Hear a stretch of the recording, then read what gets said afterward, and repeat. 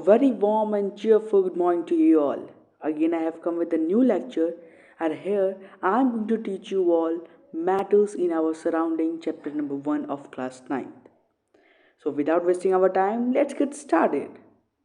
If I ask you that how can you describe them if you did not know what they were, मतलब कि जो आपके पास दो चीज़ दिख रहा है अभी आपके सामने में, जो कि एक ये है, एक ये बॉल, और ये सपोज करते हैं बॉल हमको पता नहीं बॉल है, और ये ग्लास पता ही नहीं कि है क्या। और अगर हमको पता नहीं कि ये बॉल ही है और ये ग्लास ही हमको पता नहीं है, अगर मैं पूछता हूँ आपसे ये है क्या, तो आप लोग किस बेसिस पे इसके बारे में बताएंगे? तो आपका आंसर होगा objects can be described in many ways by using their properties like shape, colour, size, texture. मतलब कि अगर ऑब्जेक्ट्स को आपको डिस्क्राइब करना होगा तो आप बहुत सारे तरीके में उसको बता सकते हैं उसके प्रॉपर्टीज से। जैसे कि उसका शेप कैसा है, मतलब शेप मतलब कि गोल है, दोनों ही चीज़ गोल है तो उसका शेप वो वैसा हो जाएगा। कलर है तो सपोज करते हैं ये रेड कलर का बॉल है, या ये रेड है, और ये सपोज करते हैं क्या कि ये ग्लास है तो ये कौन से कलर का ग्लास है। फिर उसका साइज़ भी डिपेंड करता है कि उसका रेडियस क्या है, बॉल का रेडियस छोटा है या बड़ा है, उस पर भी डिपेंड करता है। और रहा टेक्सचर पे, कैसा है, फ्लैट है या फिर थोड़ा हार्ड है, स्मूथ है, उस पर डिपेंड करता है। बट इन सभी चीज़ों में अगर आप डिफरेंस करेंगे तो एक कॉमन प्रॉपर्टीज़ मिलेगा इन सभी चीज़ों में कि सभी जो है कुछ ना कुछ स्पेस को छेकते हैं। मतलब एक जगह अगर बॉल रख दिया जाए तो उस जगह को छेकेगा ना, उस जगह पर आप और कुछ नहीं डाल सकते, वो बॉल ही रहेगा सिर्फ। और ऑल ऑब्जेक्ट्स हैव मास, सारे ऑब्जेक्ट्स के कुछ ना कुछ मास होते हैं। आप जब उसको हाथ में लेंगे फिर टच करेंगे तो लगता है हाँ कुछ मास है उसमें। Anything that occupies space and has mass is called matter. तो यहाँ से मैटर स्टार्ट होता है, जो पता चलता है कि अगर कोई भी चीज़ स्पेस को ऑक्युपाई करता है और उसके पास अगर मास है तो वो एक मैटर है। मैटर में भी विजिबल और इनविजिबल लाइक एयर। मैटर जो है दिख भी सकते हैं हम लोग मैटर को, या फिर नहीं भी दिख सकता है, जैसे कि एयर एक मैटर ही है बट वो दिख नहीं सकता है। Atom, element, compound and mixtures all are matter, ये सभी एक मैटर ही है। तो फिर हम लोग नेक्स्ट वीडियो में जो है नेक्स्ट चैप्टर में atom, element, compound and mixture के बारे में डीपली पढ़ेंगे। बट अभी आप इतना समझे कि atom, element, compound and mixture ये सभी एक मैटर ही हैं।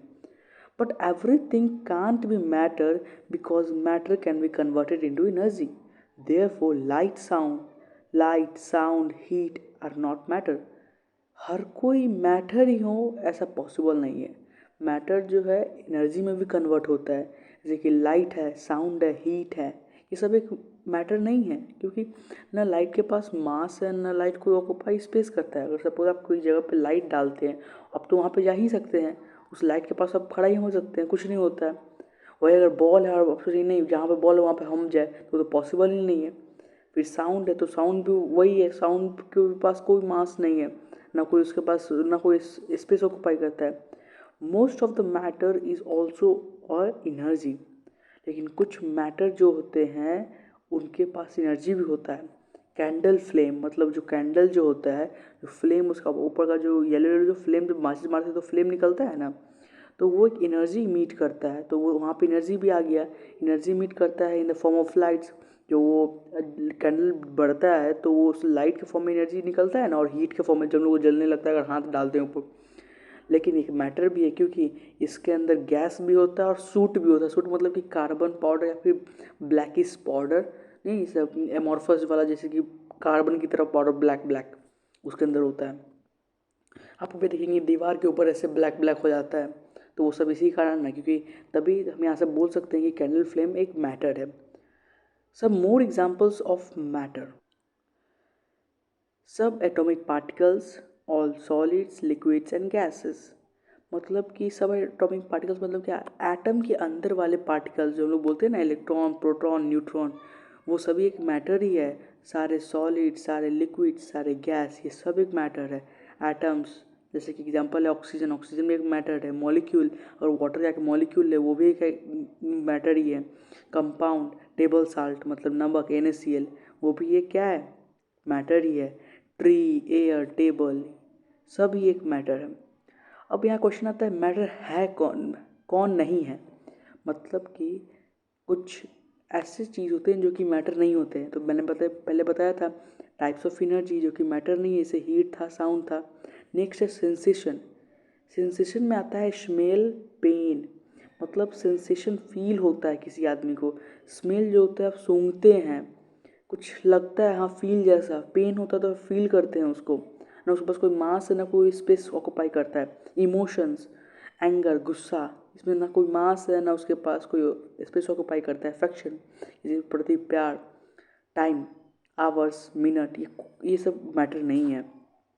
अब नेक्स्ट टॉपिक है particulate nature of matter.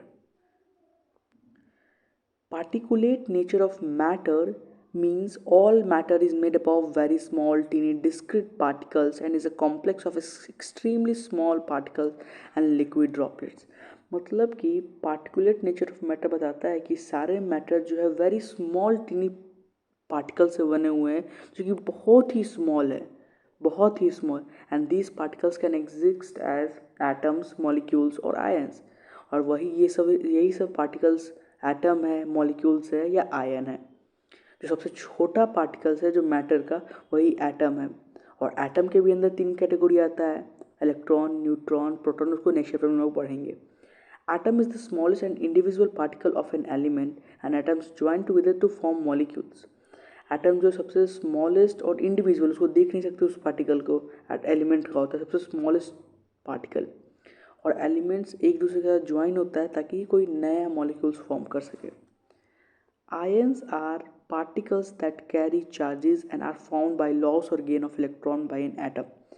Ions कब फॉर्म होते हैं? जब उसमें से इलेक्ट्रॉन या फिर लूज होते हैं या फिर गेन करते हैं कोई इलेक्ट्रॉन।